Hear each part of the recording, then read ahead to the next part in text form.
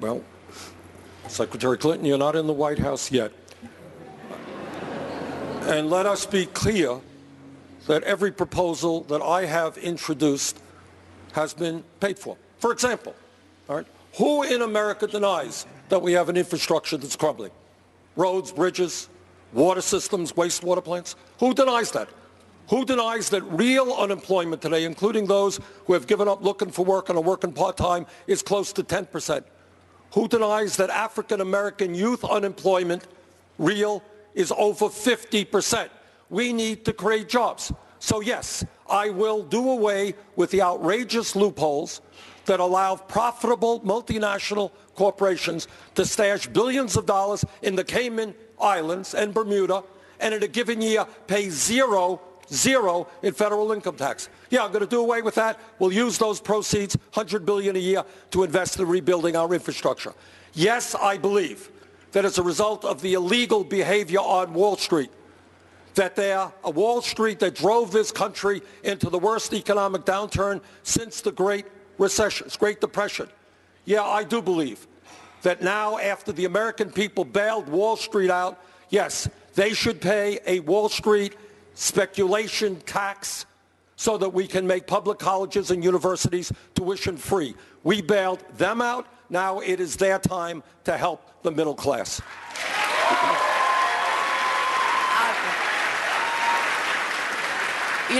I think, again, both of us share the goal of trying to make college affordable for all young Americans. And I've set forth a compact that would do just that for debt-free tuition. We differ, however, on a couple of key points.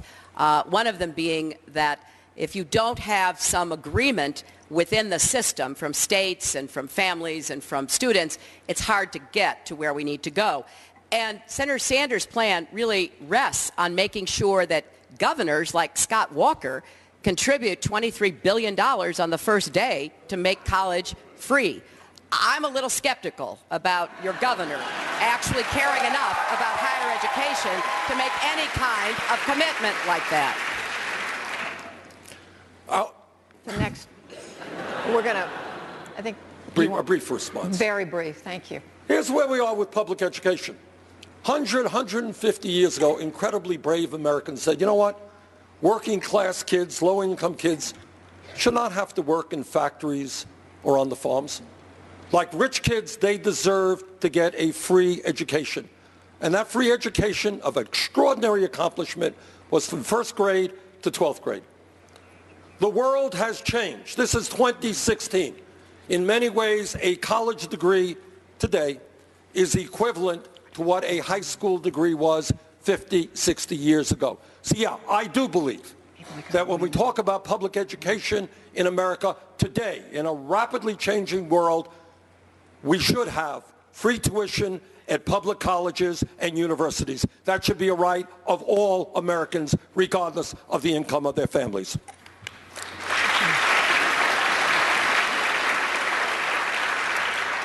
Secretary Clinton, your campaign, you and your campaign have made a clear appeal to women voters. You've talked repeatedly about the fact we know you would be, if elected, the first woman president. But in New Hampshire, 55% of the women voters supported and voted for Senator Sanders. What are women missing about you?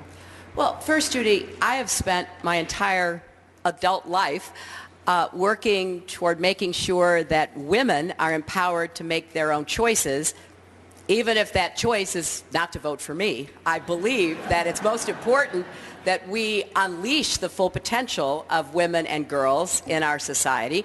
And I feel very strongly that I have an agenda, I have a record that really does respond to a lot of the specific needs that the women in our country face. So I'm going to keep making that case. I'm going to keep making sure that everything I've done, everything that I stand for is going to be well known.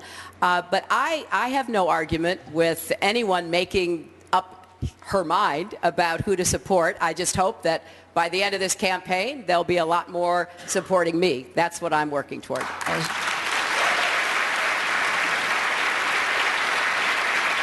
As you know, just quickly, as you know, your strong supporter, former Secretary of State Madeleine Albright, said the other day that there's a special place in hell for women who don't support other women.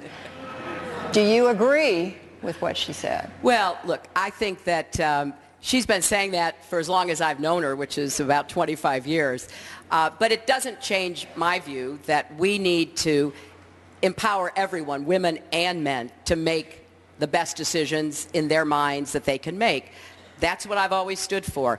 And when it comes to the issues that are really on the front lines as to whether we're going to have equal pay, paid family leave, some opportunity for, women to go as far as their hard work and talent take them, I think that we still have some barriers to knock down, which is why that's at the core of my campaign.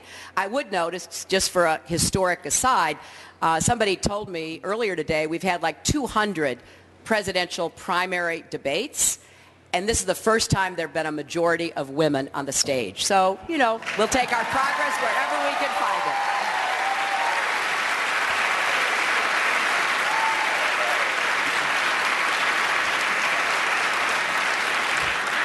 Senator Sanders, you're in the minority, but we still want to hear from you.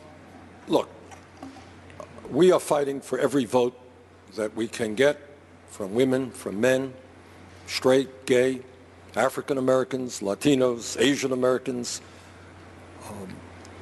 We are trying to bring America together around an agenda that works for working families and the middle class. I am very proud, if my memory is not correct, I think I am, that I have a lifetime, and I've been in Congress a few years, a lifetime 100% pro-choice voting record. I am very proud that over the years we have had the support in my state of Vermont from very significant majorities of women. I am very proud that I support legislation that is currently in the Congress, got support of almost all progressive Democrats in the House and Senate, which says we will end the absurdity of women today making 79 cents on the dollar compared to men. And we will join the rest of the industrialized world in saying that paid family and medical leave should be a right of all working families. Senator, do you worry at all that you will be the instrument of thwarting history, as Senator Clinton keeps claiming that she might be the first woman president? Well, I think from an historical point of view, somebody with my background, somebody with my views, somebody who has spent his entire life taking on the big money interest, I think a Sanders victory would be of some historical accomplishment as well.